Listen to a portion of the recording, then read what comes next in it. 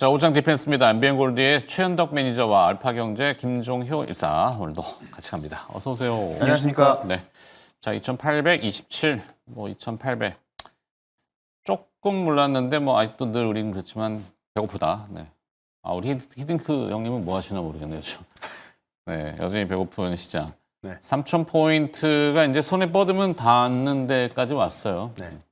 당장 갈지 아니면 조금 쉬었다 갈지 그건 의미는 없고 일단 넘기는 쪽의 방향성은 같은데 어떨까요? 거기에 중심에 반도체가 들어가 있고. 네, 일단은 오늘 보면은 다 올라가는 것 같아요. 네.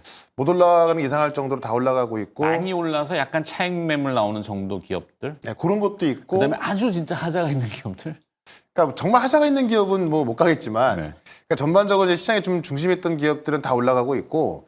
그러니까 반도체며 2차 전지며 또 그동안 테마로 올라왔던 지역화폐 관련주라든가 또 AI 관련주들 다 많이 올라가고 있다. 그러니까 이게 소위 말하는 이재명 효과로 보시면 될 것 같은데 네. 어쨌든 이제 우리 대통령이 좀 공석에 있다가 새로 나왔으니 외국인들이 좀 자신 있게 매수할 수 있는 거고요. 중요한 게 뭐냐면 이제 지금까지는 거대 야당이었는데 이제 거대 여당이 돼버린 거잖아요. 네. 그러니까 다수 여당인데 대통령까지 여당이니까는 제가 볼 때는 좀 할 수 있는 건 다 할 수 있는 거죠. 굉장히 정책의 쉽게. 추진력을 얻는 거죠. 네. 물론 그 방향이 틀리면은 당연히 저항이 나올 거예요. 근데 일단 현재로서는 밀고 가는 거. 틀리면 또 이제 심판을 좀 받겠죠. 네. 근데 지금 어쨌든 가장 먼저 나오는 게 상법 개정안. 네. 그러니까 이게 그 전 정부에서는 계속해서 못하던 것들인데 이 통과를 가장 빨리 할 것으로 보이고 있는 거고 오늘 바로 이제 발의한다고 하거든요. 네. 그러니까 지금 어떻게 보면은 어제가 바로 대통령 취임식이었고 어제 새벽에 결정이 된 건데 취임식도 간소하게 하고 어떤 정책 드라이브 쪽으로 속도를 빠르게 걸다 보니까는 주가도 반응하고 있는 거고 또 어찌 보면은 이 우리 주가가 이 어떤 그 정치적 리스크가 이 디스카운트 요인 중에 가장 큰 요소였던 건데 그게 해소가 되니까 어떻게 보면은 당연히 가고 있다라고 본다면 저는 이러한 강세, 그러니까 반등이라고 해야 될 것 같은데요. 이러한 반등 장세는 당분간 계속 나올 거로 보여지기 때문에 우리가 종목은 잘 골라야겠습니다만은 웬만한 우량주들은 다 올라오고 있다. 오늘 네. 보시면 카카오까지 올라오고 있거든요. 네. 그런 관점에서 시장을 좀 긍정적으로 좀 보시면 될 것 같고요. 다만 좀 시간 지나면서 우리가 좀 옥석을 가리는 그런 정도로 좀 보시면 될 것 같습니다. 네. 자, 이 상법 개정은 결국엔 지배 구조를 흔들고 그게 이제 명분상은 이제 공정한 플레이를 얘기하지만 뒷면으로 들어가면 사실 이게 이제 우리나라 구조가 지주사로 다 묶여서 적은 지분으로 그물망으로 쫙 지배하는 이거잖아요. 근데 외국인 투자자들이 늘 노렸던 부분, 어떻게 보면 이 상법 개정안의 가장 큰 수혜 아닌 수혜는 외국인 투자자들일 수 있거든요. 공격해가지고 적대적으로 지주사를 포섭을 해버리면 다 먹어버린다는 개념도 되니까. 물론 거기에 이제 포이즌 필 같은 독소 조항들 곳곳에 이제 지뢰를 심어 놓겠지만 지금으로 봐서는 밀고 들어갈 것 같은데 어때요? 네, 일단 말씀하셨던 부분이 외국인들이 가장 민감하게 생각했던 부분이기도 하고, 근데 우리 시장의 가장 본질적인 저평가는 저는 우리 시장의 금융 자산의 비중이다. 네. 미국은 자산의 50%가 금융자산이지만 우리는 금융자산이 여전히 낮은 비중을 차지하고 있고 부동산이 워낙 압도적으로 차지하고 있으니까 그래서 저평가가 이루어지고 있는 부분은 이유를 대자면 여러 가지 그런 거버넌스 문제도 있고 배당 문제도 있지만 기본적으로 금융자산의 비중이 작은 게 가장 큰 문제다라는 거죠. 그래서 그 비중을 늘릴 수 있는 퇴직연금이라든지 이런 장기 상품들이 계속 늘어나고 있고 우리도 국부 펀드 만들어서 일본처럼 주식을 ETF 형태로 살지 모르겠습니다만 그런 것들이 만약에 만들어지고 연기금도 그동안 해외 쪽에 워낙 성과가 좋으니까 해외 쪽에 주력하다가 올해 우리나라로 좀 많이 돌아온다면 전반적인 주식시장, 금융자산의 비중이 늘어날 수밖에 없는 그런 상황을 만들게 되겠죠. 그래서 이런 부분은 분명히 긍정적이기는 한데 그럼에도 불구하고 이번에는 강력한 여당, 그다음에 정부 초기의 그립으로 인해서 상법 통과가 정말로 빠르게 된다면 네. 그게 저는 그렇게 돼야 된다라고 보는 입장이고 당연히 되겠지만 아무 또 저항이나 아무 그런 부작용 없이 순탄하게만 갈 수 있을까에 대한 부담도 분명히 있죠. 네. 왜냐하면 제가 대기업 편을 드는 게 아닙니다. 대기업들이 지금 잘못하고 있는 거 너무나 많고 그렇죠. 특히 지배구조 거버넌스 측면에서는 욕을 먹어도 싸죠. 네. 그럼에도 불구하고 만약에 지금 현재 대주주 입장에서 공격을 받는다면 그들은 공격만 받고 가만히 있을까라는 거죠. 그러면 여기서 우리가 고민해 봐야 될 건 이들의 반격도 물론 고민해 봐야 되지만 그러면 정부는 뭘 줄 수 있을까도 같이 고민을 해야 됩니다. 네. 예를 들어서 정부가 당근은 주지 않고 채찍만 휘두른다? 그러면 경기 회복은 올까요? 저는 안 온다고 봅니다. 네. 그러니까 그런 차원에서 아마도 이렇게 상법을 강하게 밀고 가면 그와 상응되는 당근도 줄 가능성이 높고 그러면 그 당근은 뭐 적어도 2차 전지 그다음에 뭐 반도체, 제약 바이오 같은 첨단 산업 쪽의 지원으로 돌아갈 가능성이 굉장히 높지 않을까 좀 이렇게 봐야 될 것 같습니다. 네, 물론 뭐 당근 안 줄 수도 있고 요즘 당근 값이 고공행진해가지고 와, 뭐 저희 뭐 웃자고 하는 얘기죠. 오늘 좀 이제 내일 또 휴일이니까 네. 저희 아침마다 이제 집사람이 당근하고 사과를 갈아주죠. 네, 고맙게도 돈 벌어다 달라는 얘기인데 그 당근을 마켓에 가서 사는데 한 6만 원어치인가 샀대요. 그랬더니 뭐 집에 토끼 키우냐고 뭐 그랬다고. 당근값이 그만큼 뭐 어마어마하게 올랐대요. 네. 갑자기 당근 얘기 왜 나왔을까?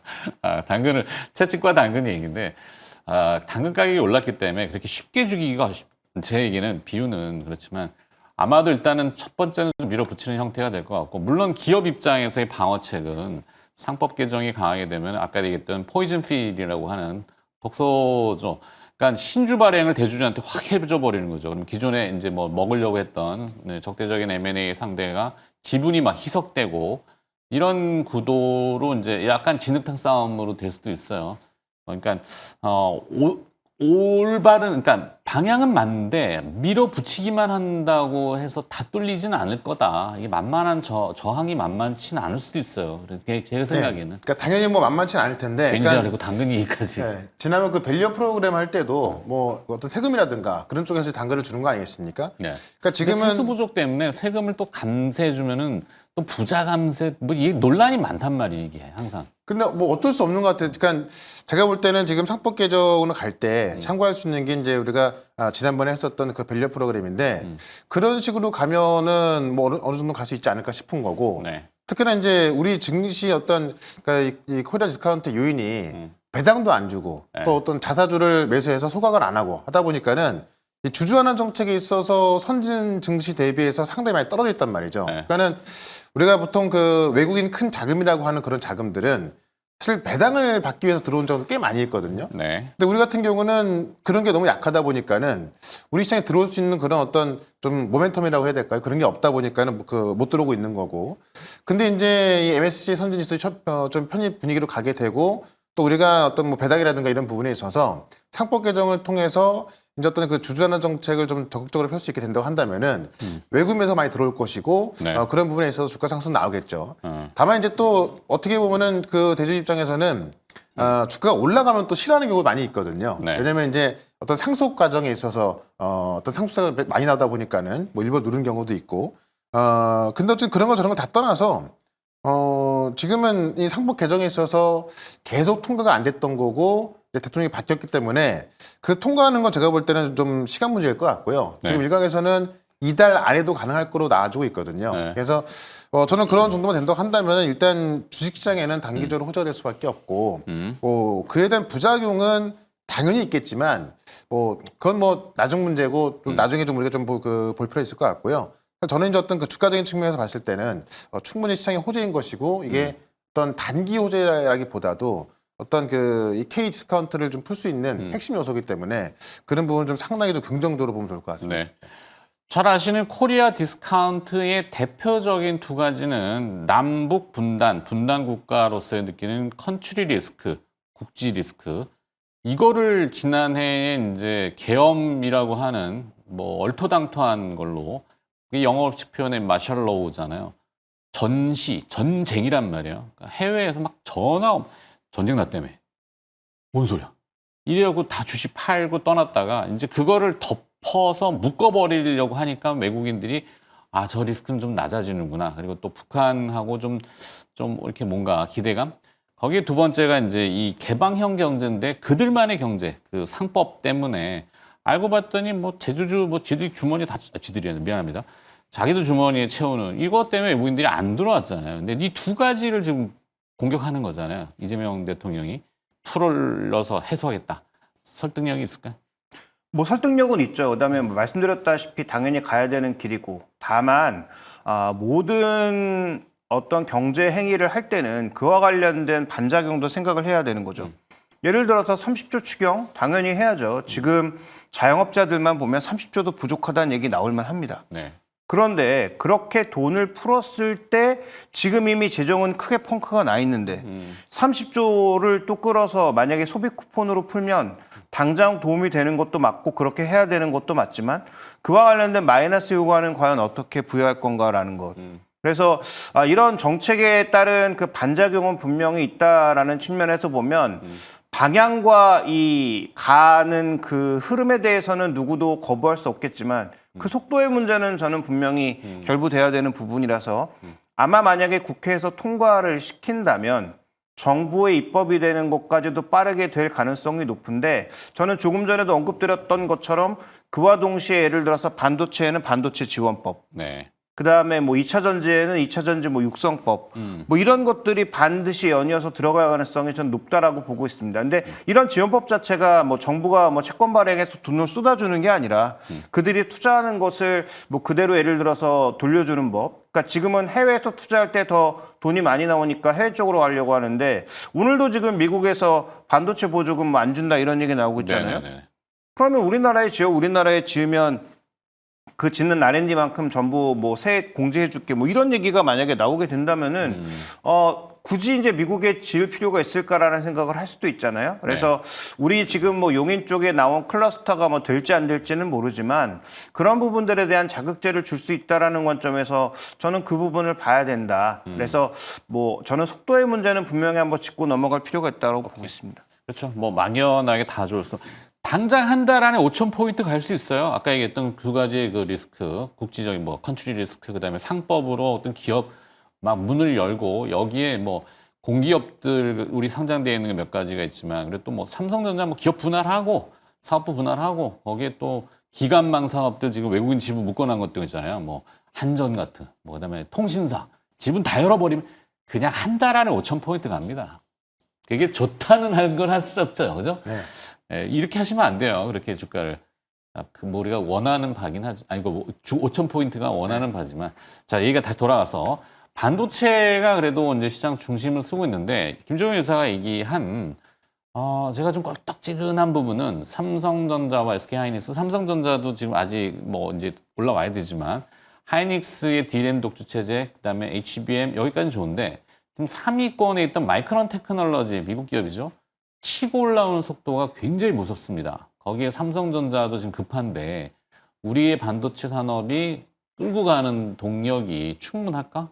그러니까 저는 그 부분은 충분하다 보는데 그러니까 삼성전자의 역할이 좀 충분하지 못할 뿐이고 그걸 하이닉스가 채우고 있다 보니까는 그러니까 마이크론 같은 경우는 사실 이 메모리 시장에 있어서 이 만년 꼴찌 3등이었거든요. 근데 이번 HBM을 기회로 그걸 잡으려고 하는 거고 그 승기를 잡으려는 상황에서 삼성전자가 그 어떤 역할을 못 하고 있다 보니까 좀 우려감이 있는 건데 저는 하이닉스만큼은 이미 HBM 시장에서 꽉 잡고 있고 앞으로 이제 뭐 엔비디아 공급이라든가 그다음에 지금 최근에 이제 그 브로드컴 같은 경우도 이 새로운 통신칩까지 발표하면서 이 온디바이스 AI 시장 그 온디바이스 AI 시장을 예고하고 있는데 그쪽에서도 지금 그 이 브로드컴이 또 하이닉스와 협력할 것으로 예고하면서 하이닉스만큼은 만년 2등이었지만은 지금 거의 뭐 확고한 1등으로 가고 있고 삼성전자가 좀 그런 모습을 못 보여주고 있어서 저는 하이닉스만큼은 뭐 충분히 뭐 지금도 괜찮다고 보고 있고 우리가 만약에 AI 반도체를 본다고 한다면은 뭐 하이닉스만한 건 없는 것 같아요. 네, 그런 관점에서 하이닉스 보자라고 좀 말씀을 좀 드리고 싶고요.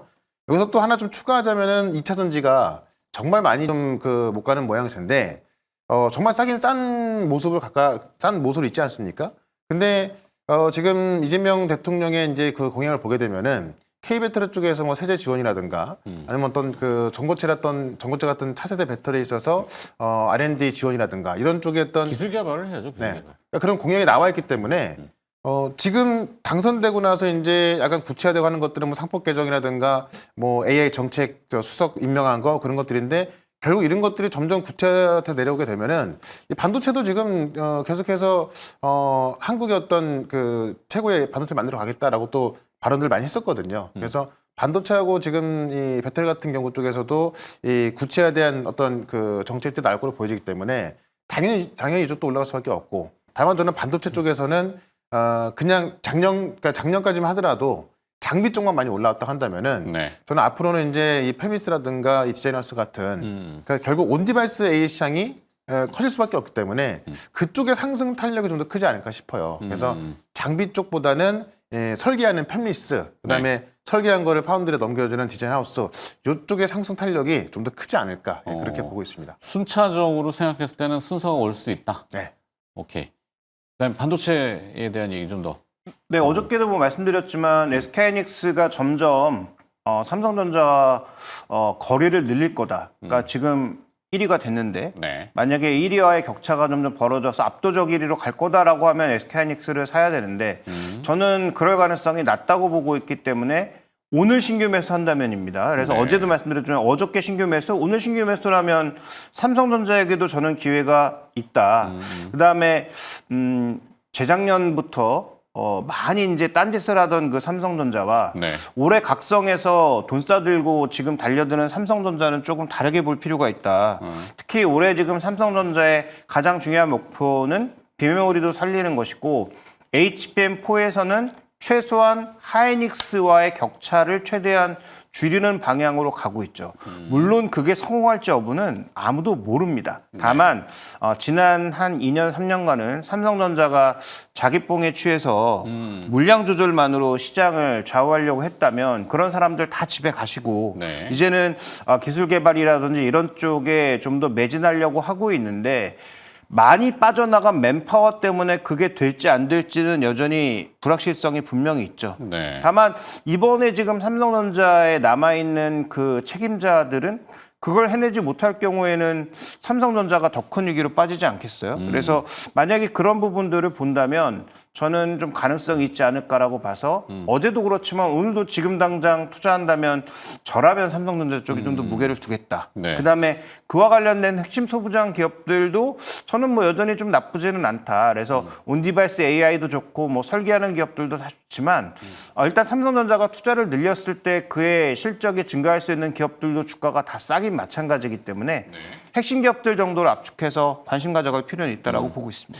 테스라는 기업의 주가가 오늘 조금 움직이는 게 눈에 좀 띄긴 하네요. 자, 뭐 우리가 정성적인 분석 얘기 제가 자주 비유하지만 그 사진 한 장으로 모든 게 대변될 수 있다. 이재명 대통령이 당선 후보 시절에 삼성을 방문했었어요. 그때 이제 막 사법 리스크가 조금 막 도출될 때인데 이재용 삼성그룹 회장이 버선발로 나오셔서 90도로 인사를 하고 악수하고 하는 장면, 그 사진 찾아보면 나오거든요. 많은 걸 의미하고 있다. 많은 거를. 저는 왜 그런 사진들이 눈에 들어오는지 모르겠어요. 그렇게 분석하면 안 되지만, 그죠? 네. 김종인 사람 뭘 알아 또. 아시는 거야. 자, 오늘 또 예고.